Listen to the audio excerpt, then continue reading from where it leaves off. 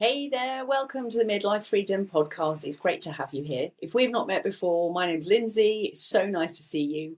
Thanks for returning. If you've been here before, and if you're new, welcome to the community.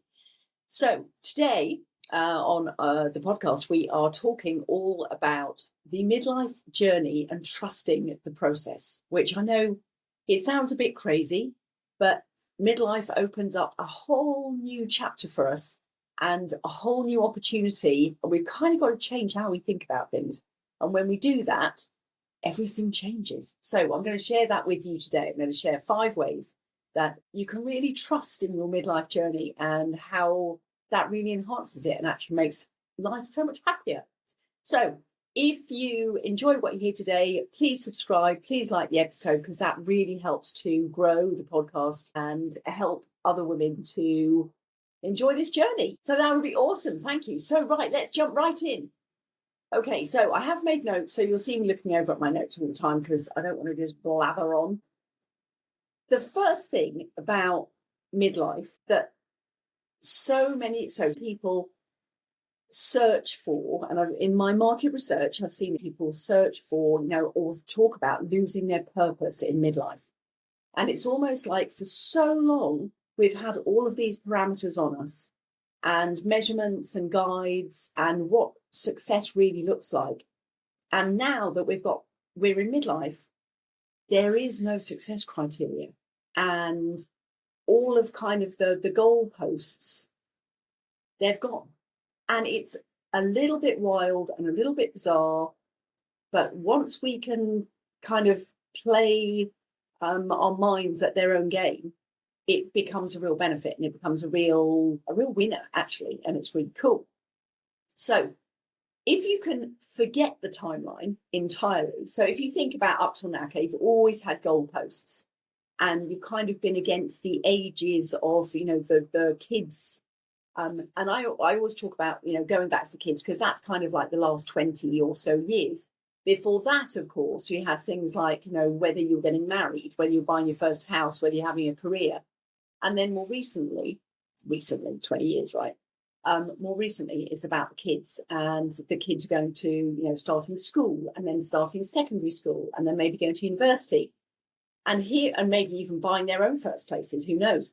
And here we are now thinking, okay, the only goalposts that society has put in for us now are kind of retirement and death. It's like, whoa, that's really inspirational. There is nothing for us now that we're in our 50s. If you're here with me, you're in your 50s.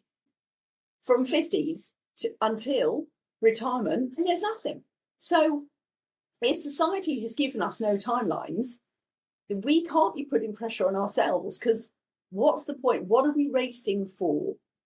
There has never been a more, let's say, exciting time than living for today, because there's nothing else that we've decided, is worth measuring against.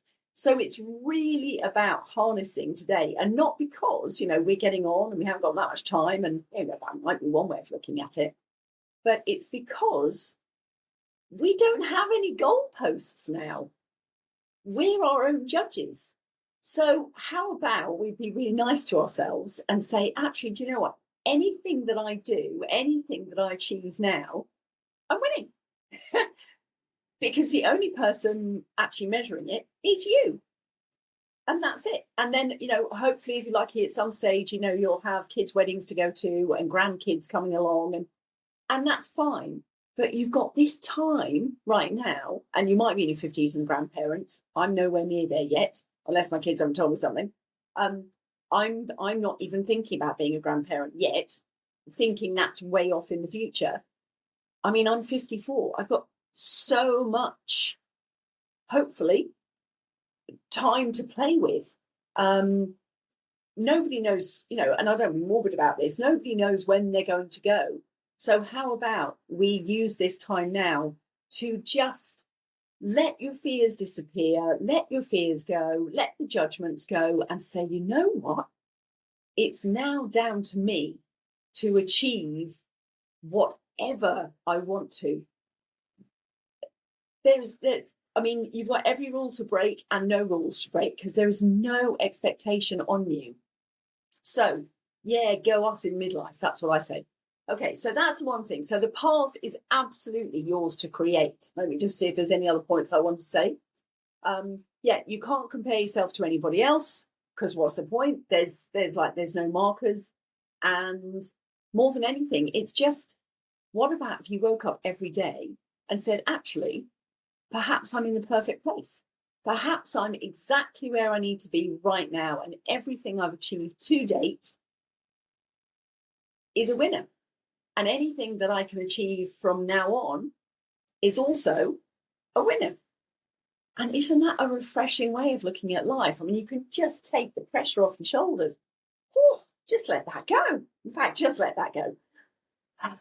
There you go. Doesn't that feel better? Okay, so a real common feeling with the women that I coach, and also last year I spent a whole year really building on Instagram a midlife focused Instagram page. And so, of course, I was digging into midlife groups and all sorts of masterminds and everything full of midlife women, lots of Facebook groups, oh God, full of midlife women. And so many people are saying, I've lost my purpose and I feel really stuck. So feeling stuck is a really common thing. And it's basically because we're at this crossroads. And whenever you're at a crossroads, the easiest thing to choose is to be stuck. And I'm not saying you choose it consciously, but if you unconsciously, because there is no set way forward, because as I said, the criteria is gone, there is no menu for what you do at midlife. It's very easy to kind of be a bit blinded by the choice, actually. And so as we have any choice in front of us, there's no given choice. We have to create it, which is why it's a really fun time, but it can be a really intimidating time. Because when in your life have you ever had, or can you ever remember having this much choice and no expectation? So it's really easy to feel like you're stuck and you're in full-on procrastination because you've got to come up with the answers.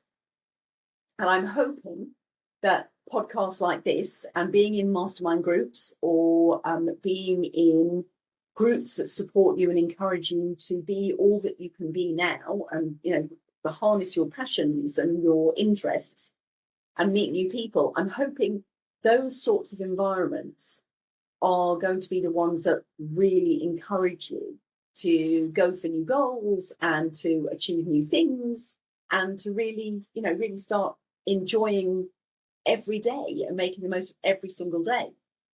So they're the first two. So one is to forget the timeline, and number two is if you're feeling stuck, this is how to find out what's next.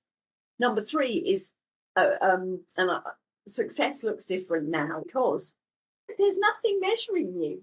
Success is purely how you see success right now. So let's say going to the gym, for example.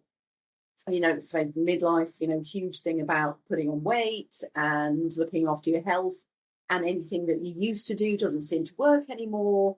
And just going for a run apparently just raises your cortisol, so you hang on to more fat and all this other really overwhelming stuff. I've always been into fitness. So the fact now that I just feel like that I can't resort to my old ways, I'm still trying to play with that in my head and just get that sorted out because, so frustrating, as I'm sure you well know. Anyway, so if you manage to conquer that, please comment below. Let me know what's going on. I recorded a podcast with a lady called Kim Hines last year, and she tackles this exact problem. And it's all about changing the way we think about things and changing what success looks like, but also unraveling what's been and unraveling our old behaviours and our old hang-ups and limiting beliefs. Because a lot of that is kind of what we've brought with us to today. And so now what's right for us as we move forward and what's going to get us to our next level of success? Because success to you might look like you're going to the gym once a week more than you used to, or it might look like you tried a different exercise rather than what you used to resort to. Success might be a week where you've got no joint pain, and not wishing to sound, old and crumbly, but in menopause, joint pain is an absolute humdinger. So any of these things, whatever success looks like, you get to decide. You don't need to measure it against anybody else anymore because the measurements aren't relevant. None of them matter. It's entirely down to you and how you feel you're progressing and making success. And quite frankly, if you have days where you actually rest, that might be the best success because that's never been anything that we've been encouraged to do. But as we step into this time of life and this awakening, which is also something I talk about, actually resting and acknowledging what your body needs is a real win. I mean, sometimes the fact that I might even have a nap, which, oh God, I fight anything like that. But to do something like that, or I would go for a long walk rather than a run, that's successful, which previously I'd have thought that was a cop-out. But you're learning just to deal with your body in a different way and to deal with your expectations in a different way. So that's the main point. Whatever success looks like, it's only up to you now. You're the only one who gets to judge it. That's number 3. Number 4, not sure what to do.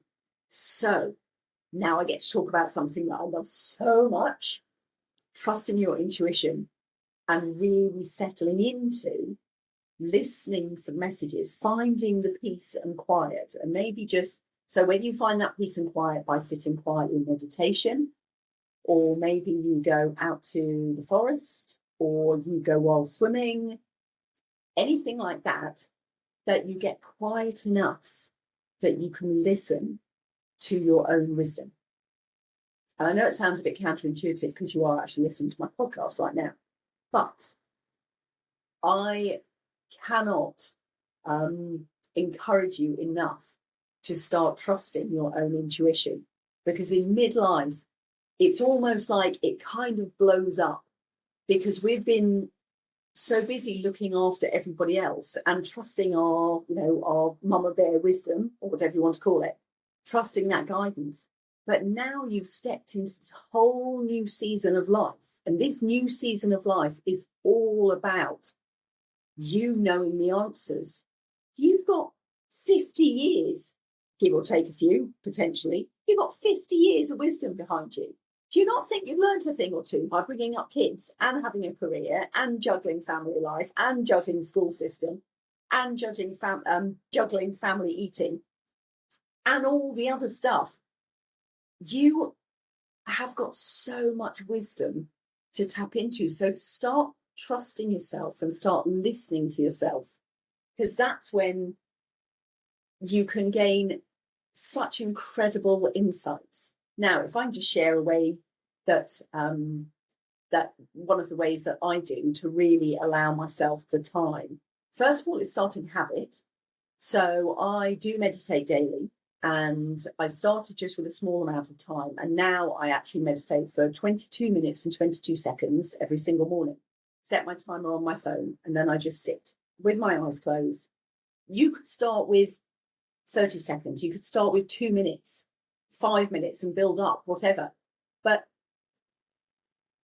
by setting a timer for yourself, you take off any pressure to have to look at the time, because it will just be for you, and that's perfect, because that means no matter where you've been with your thoughts, they come to a natural end, and you can trust that boundary is there for you. So that's one thing. Or going for a walk in the forest, but don't take a podcast, don't take anything to listen to. And if you're listening to this right now whilst you're walking, thank you very much for allowing me to come with you. I feel privileged that I'm allowed to be with you in your time, because this is special time. But allow yourself some quiet time. Maybe just pause this for a bit, actually. allow yourself quiet time every single day to start to listen to your own thoughts. And I remember describing this on a podcast a while ago, and it sounds weird, but I start to, because all the thoughts are going to keep coming in, because they always do. They're thoughts, they're our conscious mind trying to manage things and be logical, solve problems. But one way to kind of nurture this is to listen to the space between your ears. And I know that sounds really silly, but if you try it, you'll know what I mean. And if you sit for long enough, you will tune into, you start to hear the energy in the room. Now, I know that sounds a bit wild, so you probably need to give it a go. Alternatively, you might know exactly what I'm talking about. But close your eyes and just let anything else go and literally listen to the vibration. Almost imagine that there's a wave going between your ears. Listen to the vibration between your ears. And ridiculously enough, it becomes quite loud. But whilst you're focusing on that, you'll be amazed at how clear your mind goes, but how clear any thoughts or messages that do come in, how clear they become. So that's one way of doing it. Another way is to tune right into your heart. And so you can meditate and just imagine that you're taking your energy down into your heart. And you breathe into your heart and you just allow, and you might notice that there's a red color, but just notice how your heart feels. And you could ask it a question, or you can just sort of, imagine that you're listening to your heartbeat and your whole nervous system relaxes and your whole stress levels drop. Your breathing slows down and it becomes a remarkably peaceful place to be. And it also allows you to tune into your own wisdom. And I can think of nothing better for you than to start trusting yourself more and making your voice louder than people's within your own, your own body, your own being. Okay. So that's number 4. And then number 5 is actually all about rebuilding your confidence. Now, I've just done a whole episode about rebuilding your confidence. So you can listen to that, but alternatively, here's the very little short version. The whole idea of building your confidence is we are in a place that we've never been before. And we're in a place that society doesn't really know what to do with us. And rather than us just, be old, we are, especially our generation, we are waking up to how much potential there is right now and how much there is to live for. And we get this whole second go around to relaunch, to have a second chapter. It's about the 5th chapter by now, isn't it? By the time we've had, all the stuff before, and then you going, as I say, going from you're a kid, and then you're growing up, and then you're maybe going into your adult years and working and having a family and married and whatever else it might be. All of those are chapters, and now you're in this new chapter. And so, what better time is there to trust yourself? You've got all the wisdom, and if you think about when you read a book and you go through all of the chapters, by the time you've got to, let's say, you're past halfway, because we're at midlife, right? You're past halfway in this book. You've got a fairly good idea of characters in the book. You've got a fairly good idea of what's going on. There's still the whole end to go. There's still all of this, extra adventure to go on in the book. But all the wisdom that you've gained so far in those past chapters, you get to bring to your your everyday life now. And so really find a way to tune into yourself. It might be by doing yoga or being in nature or while swimming or walking with a weighted vest, without a weighted vest, with walking poles, without walking poles, with friends or whatever. Although I would actually recommend also having some time to walk on your own, because there is nothing like listening to your own thoughts. And just when your breathing gets to regulate, then you start to really tune into your own wisdom. And it is a fantastic source of information to trust about what's next. Now, I'll talk about this in another in a different episode a bit more. But when you're thinking about what comes next, or what are my passions, what do I really enjoy, what do I really want to grab onto and spend my time doing, or maybe even find more purpose with, what do I want to do now? There is no better way than actually asking yourself the question and seeing how that feels. Does that feel exciting? Does it make you feel kind of bubbly and effervescent, or does it actually feel quite heavy and like, oh, if I had all the time in the world, would I really want to do that? Yeah, no, I don't think so. So trust that and absolutely start to go with that. If it's something that feels really exciting, and it doesn't matter how wild a way out it is, allow yourself to just dream into that situation and then just take the small steps to make it happen. So one of the dreams that I've really been leading into is places to travel around the world. And it's really interesting now that the places that I want to travel are becoming new and adventurous and way beyond anything that I ever thought as kind of like a family holiday. And now I'm thinking about, I want to go to Sedona, to the Red Rocks, to the meditation spots, and I want to go to Machu Picchu, and I want to maybe do some of the Camino Trail. I want to go riding in Peru. All of these things. There are so many things. Oh, and India as well. I'd love to go to an ashram in India. That never appealed to me 5 years ago, even probably 3 years ago. It didn't even appeal to me.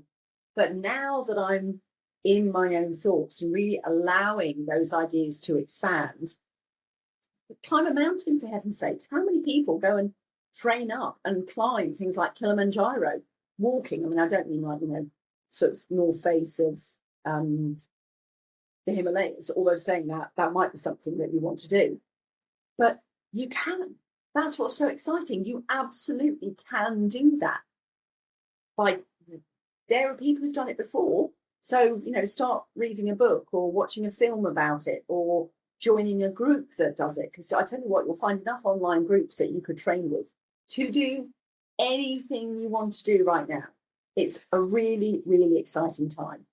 So whatever it is that you want to do, write it in the comments below, because I'd love to know what it is that you would really love to do when you let your thoughts go, really big, or they might be really small. Put it in the comments below, because let's all share those wild and exciting things that we get to do now that we're in midlife and in this chapter. And I really look forward to reading those. I can't wait. So before we go, can I ask, if you've enjoyed this and you haven't subscribed yet, please hit subscribe. Please hit the like button. It allows more people to find the podcast. It allows YouTube to realise that more midlife women need to see this podcast, because it can be helpful and it can be inspiring. And I am always available on social media, on Instagram at I am Lindsay DeSwart. Please come and follow me over there. And I look forward to seeing you in the next episode. And thank you for being here. Thank you for sharing your time with me. I am so grateful and I so appreciate you being here. And I can't wait to see you in the next episode.